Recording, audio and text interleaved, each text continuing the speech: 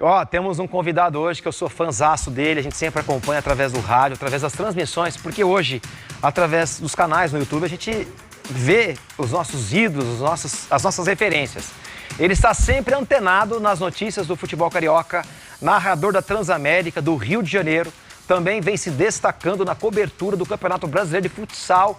E para falar um pouco mais sobre a disputa deste Brasileirão, e claro, da Copa do Mundo de Clubes, vamos falar com ele, que é lá do Rio de Janeiro, o grande Breno Muncef. Breno, seja bem-vindo aqui ao programa Os Donos da Bola mais uma vez.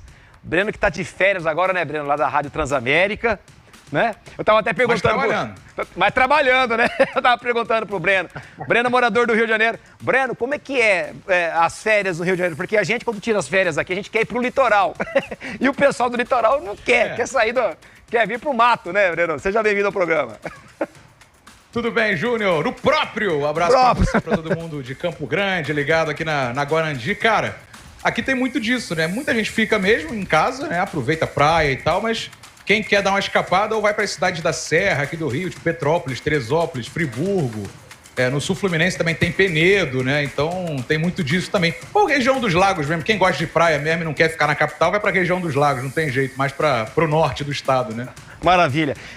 Breno, nos seus sonhos mais lindos, você conseguiu sonhar ou imaginar um desempenho das equipes brasileiras, mas, claro, também as equipes cariocas, numa Copa do Mundo de Clubes com Real Madrid, com Manchester City, com PSG e companhia limitada? Fala pra gente. Nunca! Cara, quando o sorteio foi há alguns meses, né? Eu falava que até o sorteio dos grupos eu não tinha criado expectativa nenhuma para esse Mundial. Achei que fosse ser chato, achei que fosse ser um fiasco. O sorteio me deu uma empolgada para o Mundial. E, cara, quando começaram os jogos não tem jeito, né? O Flamengo muito bem, o Botafogo melhor ainda, vencendo o PSG. Pois é. O Fluminense surpreendendo, eu ouvi você falando, e é verdade, o Fluminense surpreendeu, né? Ninguém esperava uma atuação desse tamanho do Fluminense, que era uma preocupação, inclusive, né? No final do Brasileiro do ano passado, que o Fluminense até pudesse jogar esse Mundial estando numa Série B de Campeonato Brasileiro. Teria um vexame, né? Acabou que se recuperou e o Renato tem conseguido dar uma cara muito legal para esse time. Os brasileiros estão empolgados, né? Eu falo mais dos cariocas, porque obviamente sou aqui do Rio, mas o Palmeiras também tá. Então, eu acho que o pessoal se empolgou, viu que os europeus deram uma vacilada, uma balançada ali no ringue e foram para cima, né? Agora, você acha, Breno, que é um choque de realidade? É muita questão física que a gente tem que levar em consideração, porque todas as vezes que nós jogávamos os mundiais de clubes, nesse formato antigo, quando era jogado em dezembro, as equipes chegavam baleadas, as equipes brasileiras. 80 jogos, sim. 85 jogos. Agora, é o contrário, porque as equipes europeias vêm de um final de temporada, enquanto as equipes sul-americanas, as brasileiras, melhor dizendo, no meio de temporada. Isso tem feito a diferença, a parte física também, né? Tem feito sim. E a questão dos europeus, a gente, claro, vai ter que esperar o campeonato passar para analisar. Eu sei que o pessoal às vezes tem uma vontade de querer entender, por que os europeus estão dando bola, não estão? Eu prefiro até a gente esperar um pouquinho mais. Primeiro curtir, né, analisar jogo a jogo, curtir o que está acontecendo e depois a gente para analisar. Mas é claro que a parte física está contando, né? É um cenário diferente do que eles estão acostumados a jogar, né? Mas a diferença de times, de jogadores, a diferença técnica, ela é enorme, né? A distância segue muito grande entre a América do Sul e a Europa. Mas a gente tem que aproveitar esse momento. Eles estão levemente fragilizados, estão em fim de temporada. Desinteresse eu acho que não, tá? Esse papo de que os europeus não estão ligando, eu acho que isso é mentira. Eles não têm isso, não. Mas a questão física conta muito. E os brasileiros empolgaram, viram que dá para vencer. Não precisa ter medo do europeu. Por exemplo, o Flamengo, uma virada épica em cima do Chelsea. O Botafogo vencendo o PSG, campeão da Champions. Então fica de exemplo e fica de vontade. Vamos ver até que ponto a gente vai, mas que tá legal de acompanhar, tá, né? Dá uma arriscada pra gente nos placares de hoje. Hoje tem Palmeiras e tem Botafogo que entram em campo. O que você acha? O Botafogo joga agora à tarde, né? O Botafogo joga daqui a pouco 4 horas de Brasília. Contra 3 aí, Madrid. Né? Joga contra o Atlético de Madrid. Cara, eu acho que aquele 1-0 tava bom, né? Um empate basta, mas um 1-0 tava bom já pro Botafogo em cima do Atlético de Madrid. Agora, o Palmeiras tem a obrigação. Vai pegar o time do Messi. Cara, esse Inter Miami, cara, na boa, né? Só o Messi joga e olhe lá, né? É um time que, assim, não tem compromisso nenhum. Vamos ser sinceros. O Palmeiras tem que amassar esse Inter Miami, passar em primeiro no grupo com o pé nas costas. Então, acho que uns 3-1 tá bom. 3-1 tá bom. Agora eu quero perguntar para você, falando da do Campeonato Brasileiro de Futsal, você entende que neste ano as demais equipes brasileiras de outras federações estão melhores que as equipes do Rio Grande do Sul? Porque o Rio Grande do Sul tem uma hegemonia histórica no futsal, né, Breno? Rio Grande do Sul, Paraná e Santa Catarina, mais Paraná e Rio Grande do Sul, né? Eles têm uma hegemonia muito grande. A gente vê o Magnus em São Paulo, que é muito forte. E assim, o Campeonato Brasileiro, pra gente resumir rapidamente, né? Foi um projeto da Confederação Brasileira para tentar trazer esses clubes que não estão na Liga. A Liga é um patamar acima, não tem jeito. E gerou muita confusão, muita briga, muita picuinha no futsal nos últimos anos. Para tentar unir, tanto que os times da Liga jogam os campeonatos da CBFS também, tirando o Campeonato Brasileiro.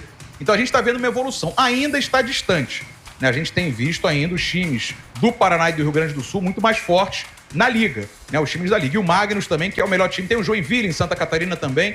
Mas a gente tem visto um projeto. É um projeto a médio prazo, tá, Júnior? A gente vê, por exemplo, aqui no Rio tem o Vasco, né? Tem outras equipes de outros lugares. Por exemplo, o América Mineiro está jogando também. Times de camisa, Fortaleza e Ceará. Então, a gente tem que ter um pouco mais de calma. Ainda é um processo que está em andamento. O Campeonato Brasileiro veio para ajudar isso, para tentar nivelar um pouco e não deixar só a Liga ser protagonista. E aí não é por questão de briga, é para questão justamente de unir, de ter união e o futsal ficar mais forte. Mas tem uma distância ainda, mas eu acho que as coisas estão caminhando, né? Tanto que é o Brasil inteiro representado nesse Campeonato Brasileiro. Sim. Agora, o que poucas pessoas sabem, Breno, e você, professor, sabe disso, os anos 90, o Vasco era uma equipe do futsal muito forte. No entanto, que o Vasco revelou Felipe, revelou Pedrinho, vindos do futsal do Vasco. Edmundo, o próprio Romário no passado também veio do futsal do Vasco. E o Vasco parece que agora está voltando às atenções. Mas é uma vontade do Pedrinho isso, por conta de ter sido o berço dele? Já era um projeto anterior do Pedrinho, mas ele resolveu continuar investindo, né? O Vasco deu um corte, por questão financeira mesmo, né? Em outras modalidades, o basquete, por exemplo, tá sofrendo um pouquinho, mas está voltando, né? O futsal buscou algumas parcerias e ele deu uma certa autonomia para quem está gerindo o futsal. Então não é ele, de fato, que gere, ele que faz as contratações. Ele deu uma certa autonomia, tem uma equipe que ele confia, né? Tem o Ney Barreto por lá, que também comanda já há um bom tempo o futsal do Vasco. Então ele tá com esse projeto. E é um projeto de camisa porque engaja muito fácil, né? Os times de camisa acabam engajando muito mais fácil do que os times que não têm camisa no futebol de campo. Então traz o Vasco, traz o Fortaleza, traz o Ceará, o Sport em Recife. E o Vasco, com essa marca forte que já teve nos anos 90, está tentando voltar agora. Também é uma reconstrução, tá? Apesar de ser uma marca forte, também está em reconstrução. Mas é um dos melhores times desse Campeonato Brasileiro, o Vasco. Ô Breno, voltando a falar agora do futebol de campo, e quero perguntar para você sobre a seleção brasileira, esse momento, por mais que seja embrionário aqui, das nossas equipes na Copa do Mundo de Clubes, pode trazer uma esperança a mais para a seleção do Ancelotti? Você está confiante no Ancelotti como técnico da seleção brasileira? Já estou falando em Copa do Mundo. Então, eu tô confiante, assim, eu preferia, antes do Ancelotti vir, ou Ancelotti, né, antes dele vir, esperar um pouco, mas como ele chegou e deu uma boa primeira impressão, dá pra empolgar. E eu acho que essa Copa do Mundo de Clubes está servindo pra galera ter um pouco mais de esperança também. A seleção ficou muito distante da gente, desde aquele ciclo pra Copa de 14. A Copa foi muito legal, mas deixou um distanciamento muito grande. Então, eu acho que a chance é essa de agora. O momento é esse, do Brasil tentar voltar a ter uma proximidade com o público, com o torcedor, para poder engajar. E dentro de campo, o Ancelotti ele tem muita moral. Coisa que o Dorival não conseguiu ter, o Fernando Diniz não conseguiu ter, de se impor. Ali não é um treinador que ainda está em início de trabalho, em início de processo de seleção mesmo, no caso do Dorival sendo experiente, era uma primeira experiência na seleção. O Ancelotti é o Ancelotti, vai falar o quê do cara? Se ele não for com a tua cara, se você não for com a cara dele, você é cortado, mesmo da seleção brasileira. Então eu acho que só isso vai ajudar a mudar muito. É pouco tempo, né? A gente tem 1 ano, só até a Copa do ano que vem, mas eu quero ter esperança nessa, não sei se no Hexa, mas pelo menos numa seleção que jogue bem, que engaje, né, e que a gente consiga torcer sem aquele peso todo das últimas seleções que a gente viu. Breno, agora para nós encerrarmos aqui, eu quero que você dê um chute na final. Vou longe já. Qual vai ser a final da Copa do Mundo de Clubes? Hã? Cara, eu não sei. Não sei porque a partir do mata-mata, o senhor mesmo, Júnior Dá, tava falando aí que mata-mata é outra competição, verdade. né? Eu não sei até que ponto a gente vai, né? Os brasileiros vão, por exemplo, essas outras equipes de fora, quem vai se classificar, porque agora também começam alguns jogos com equipes que não estão classificadas. Não sei, acho que palpite é difícil. Eu não sei se os europeus vão conseguir embalar nessa competição. Eu prefiro ficar no muro. Vou curtir um pouquinho mais a competição, Júnior. Breno, obrigado pela tua participação conosco aqui. Curta as suas férias, vai curtir a sua família. Que Deus te abençoe. Obrigado, viu, meu querido? Cortou a voz. À disposição, pode me chamar que eu tô aqui, tá? Quer dizer, eu tô à disposição. Se eu estiver disponível, eu tô aqui. Valeu, Júnior. Sempre um prazer. Valeu, Breno. Grande Breno. Um abraço pro Breno lá, sempre cordial conosco aqui, da sua disponibilidade, mesmo estando de férias. Mas é um cara... Eu falo pra você que quando a gente é apaixonado naquilo que a gente faz, e o Breno, você vê nos olhos, na fala dele, não tem férias, porque você, mesmo estando distante do trabalho, trabalha lá dentro de você, porque você faz o que você ama. Você faz com amor. Tá lá. Valeu, Breno. Deus te abençoe. Tamo junto, tá?